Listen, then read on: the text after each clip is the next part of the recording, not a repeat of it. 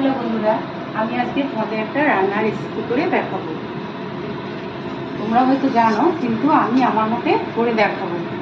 এ দেখো, আমি আজকে ওল কচু ডুমো ডুমো করে কেটে ধুয়ে রেখেছি। আর চিংড়ি মাছটা পরিষ্কার করে হলুদ লবণ মাখিয়ে রেখে দিয়েছি।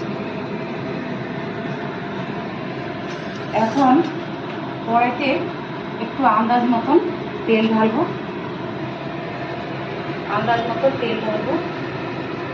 তেলটা দিলাম।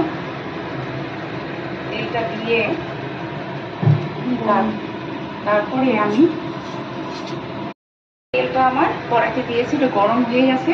আমি এখন একটু কালো জিরা ফোড়ন দেব। কালো জিরা ফোড়ন দিয়ে আমি এখন এতে মশলা দেব। ফোড়নটা আমার গরম হয়ে গেছে। এখন আমি এই কচুটা এখানে ছেড়ে দিলাম।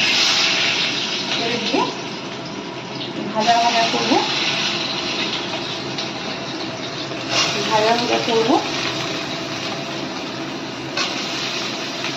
হয়ে গেল।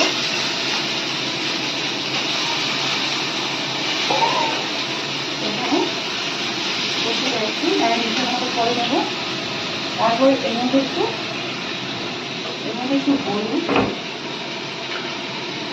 পরিমাণ মতো একটু হলুদ, একটু লবণ আমি সব দিয়ে দিয়েছি। এখন ম্যারিনেট করছি। এখন আমি এই চিংড়ি মাছটা এর মধ্যে দিয়ে দেবো।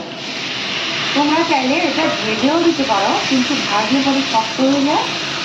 এই জন্য আমি না ভেজে এখন ভালো করে এগুলো সব মশলা দিয়ে আমি ম্যারিনেট করবো। আজকের ওয়েদারটা একটু মেঘলা টাইপের।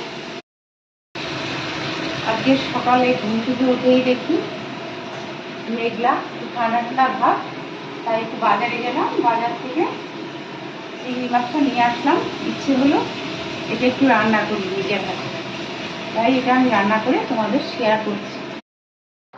Almost done. আমার এখন তরকারিটা হয়ে এসছে প্রায়। ঝোলটা মাখো ঝোল করে আমি এখনই নামিয়ে দেবো।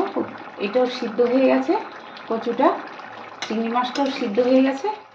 দেখো, এখন এটা আমি গরম ভাতের সাথে গরম পরিবেশন করে খাবো।